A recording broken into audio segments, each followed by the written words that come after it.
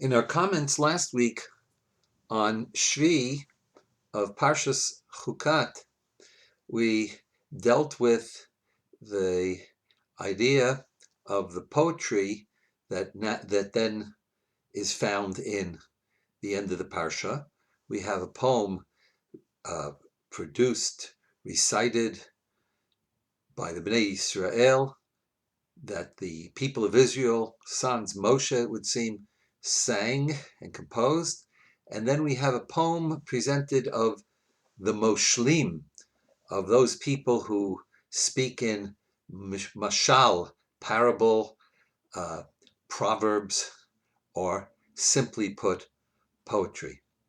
In this week's Parsha, in Shevi'i, we have the conclusion in Parshat Balak of Balak's having summoned Bilam, and Bilam coming to curse Am Yisrael.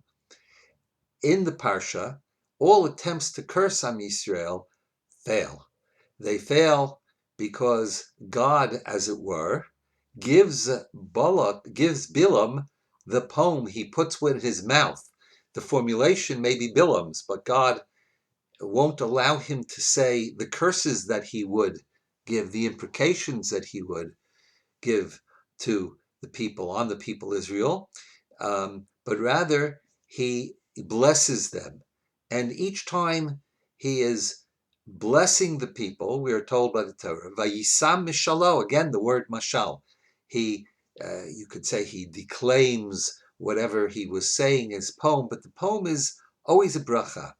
One of those brachot, of the first three times, before we come to Shevi'i, which is what we're going to be speaking about today, he says, Hein am levadad yishkon. Am Yisrael is a nation that dwells levadad, alone. Uvagoyim lo yitchashav, and it's not considered among the nations. The Jewish people is set apart. It doesn't really integrate. It's not part of, in a real fashion, of the family of nations. We're not just like everybody else. It's not the nature of the Jewish people. And this is seen as a bracha, because all of Bilam's curses are being turned to bracha.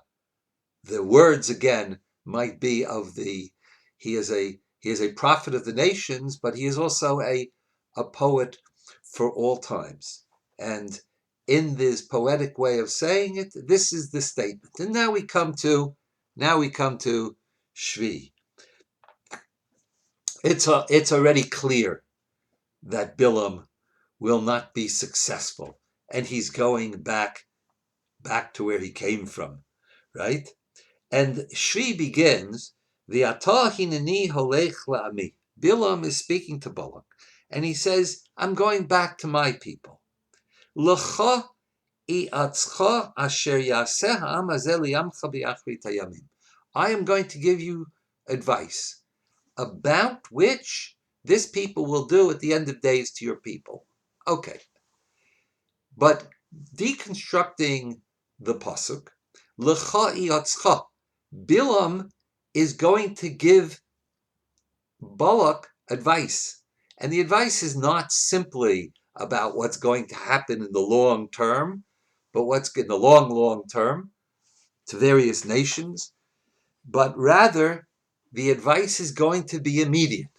In other words, in the world of prophecy, in the world of curses that Bilam can offer, he's been a failure as far as Balak is concerned, as far as what Bilam hoped to accomplish can be concerned. God intervened. But he says, nonetheless, I will give you an eitzah. I will give you advice. And this advice is taken as the advice that then follows in this aliyah, and that is what happens, because Bilam, and we'll come back to that in a moment, then talks about a number of nations, but in the continuation, after Bilam departs, we are told, Vayeshev Yisrael Bashitim, Israel is dwelling at this time on their journey to Eretz Yisrael, Eretz Canaan, Vayochel ha'am liznot el benot Moav. This very people, Moab, who sought the curse that would destroy the project of the Bnei Yisrael, the people begin to engage in znut, to go astray with the Benot Moab, the daughters of Moab. And these women and the znut, the licentiousness and the intercourse that they had with the daughters and the people of Moab, both on a social and a sexual level, begins to lead to idolatry. The people offer to sacrifices to the gods to the idols and the gods of Moab. The people, Am Yisrael, they eat together with them. Vayishtachavu lelohehem. They bow down to their gods, and they begin to worship Baal Peor. God's anger waxes against Israel. What this curse to lead the people astray? What is happening here? And this is the advice. Now, Bilam, we know in the Gemara, this is based also on a Gemara in Sanhedrin. The Gemara in Sanhedrin tells us that Bilam was one of the advisors to Paro about dealing with the Jews. When Paro broached the subject, the possibility of simply killing off the Jews, to drown all the male children, so Bilam was part of that Eitzah. Bilam took part in that Eitzah. He took part in that council of evil. But this is his own counsel. And this counsel is I have a rule, not only my rule, but the way I formulate it is every man's blessing is his curse, or every man's talent is his disability. In other words, you have to know the potential. I have a particular talent.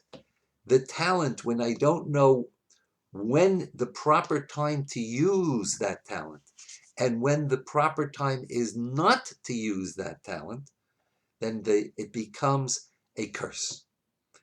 Every man's strength is his weakness. If it is unusual. For example, let's take a simple case. In raising children, hopefully we have the talent to recognize that when they're in a dangerous situation, that they're not aware of it, we must step in and pull the kid away from the flame on the stove, pull the kid away from running across the street, running into traffic, and so on and so forth. In other words, at times we have to have the talent to know when to hold them, when to rein them in, if you will. But there are times you have to let go. Of course you have to let go. At a certain point in time, you're not going to hold your child's hand every time he crosses the street, whether that's at the age of 9 or at the age of 10 or at the age of 11. But sooner or later, when your child is growing up and is learning how to ride a bike, and you're holding on so he doesn't fall over in the back of the bike, there are times you're going to have to let go. You're going to have to let go of your child when you're teaching the child to swim, and he might go under the water, and so on and so forth. You have to know when to hold them and when to fold them. So let's look at one of the brachot that are great moshel in the first 3 mishalim, the first 3 poems that were intended to be a curse and turned out to be a blessing. Let's look at one of those, which we've mentioned already. Uvagoyim lo yitchashav. It's a blessing for Am Yisrael. It's a blessing. And this blessing, that we're not part, that we understand that we are a people alone. Hein am levadad. It's a blessing to maintain ourselves. In fact, if you look through all of the Torah, especially in Sefer Dvarim, as we're about to enter Canaan. There is a great concern in the Torah that we will go after the ways of the nations that we are entering into their space. We will learn from them. We will adopt and adapt to their practices. And we too will be led astray. We too will be going after their gods. Asher atem zonim achareim. That you are going astray after them. And everything will fall apart. But Bilam, who is delivering this line, is a very wise person. He's not a good person, but he's a wise person. The two are not necessarily connected. And he understands if he's going to give Eitzah to how you can destroy the Jewish people, how you can stop this program of Am Yisrael and HaKadosh Baruch Hu together, it's to lead them astray. And Bilam's Eitzah, his advice is precisely break the bond that ties the people Israel to the God of Israel, Am Yisrael, to Elokei Yisrael, by having them go astray, having them join up to the gods, if you will, of Moab, to the family of Moab. And so the advice he gives them is the siren song of however they are going to be seduced. And he tells Balak to send the seductresses, the sirens, into the camp of Israel. And indeed, that's what's going to happen. And that's what does happen. His advice is right. And were it not for the bold action of Pinchas at the end of Shevi'i, at the end of Parshas Balak, then the whole project might have been lost. It might have ended there. Heinan levadad yishkon v'goyim lo yitchashav. In this fourth attempt of Bilam, there are 4 separate poems. 4 times it is mentioned in Shevi'i. Vayisa mishalo vayomar. And these are about the various nations, Edom and Amalek, etc., etc. Each time he says that Vayisa mishalo vayomar. Each time there's a poem. And these poems are correct, but at the end, the advice about how Am Yisrael is to be dealt with if you want to destroy them. That's a sad chapter. And usually I don't make references to what's going on in the world. I'm not the Balatani used to say, you have to keep up with the news of the week. And the news of the week is the parsha we read every week. But sometimes it just happens that the news of the week, or at least reading the newspaper. So I was taking a look at the Jerusalem Post this morning, and I saw an article about an ongoing kind of a thing, and it's relevant to the new government in Israel, and that is the egalitarian open space at the Kotel for how various other strands of Judaism, Reform, Conservative, could practice their understanding of prayer at the Kotel. And of course, this is a huge issue politically in Israel, and so the idea is that now the government is going to make this prayer space for those who don't want to pray in separate an Ezrat Anashim and an Ezrat Nashim, the way the Kotel has been set up. So it'll be for them, but actually this space has existed for a number of years. But when you go to the Kotel, you'll see very few people at that space. In other words, it seems to be public relations. But maybe the argument is made, maybe if they spruced it up and made it a real space, more people would come to pray that way, and American and world Jewry would not feel disenfranchised from the Kotel. That's the argument. Okay. Um, I tend to doubt it, but who knows? In fact, I'm not against making such a space at all. Why not? If people will actually come to pray, I'd say Vakasha, and there should be and just like at the Kotel, there's a Chabad trying to get people who come to pray and have never put on tefillin in their life to put on tefillin. So get people to put on tefillin. Get people to get people to to be connected somehow. I'm not I'm not I'm not against it, but I am at the same time aware of the failure of these groups to understand not the issue of I'm not talking about the issue of the sanctity of the kotel, to understand, Hein am levadad yishkon uvagoyim lo yitchashav. There has to be some place that the line is drawn. And the history of reform and conservative Judaism has not been so successful at this pasuk. In fact, all you have to do is look at the statistics about intermarriage and the results of what happens in intermarriage to know that the attempt Kechol Goyim Beit Yisrael, and that will be embraced by the nations. Maybe we have been embraced, but that embrace is miyad achi miyad Esav, as Yaakov says. Hatzileni no, save me from my brother. He is my brother. We are one in a sense.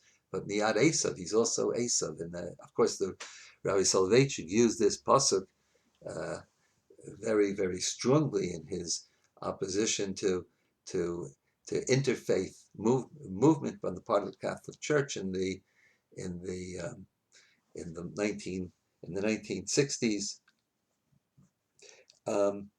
But there is that danger where you have intermarriage rates and the results of that of 60, 70, 80%, and as if the Judaism could be is maintained through the worldview of this kind of egalitarian and being like.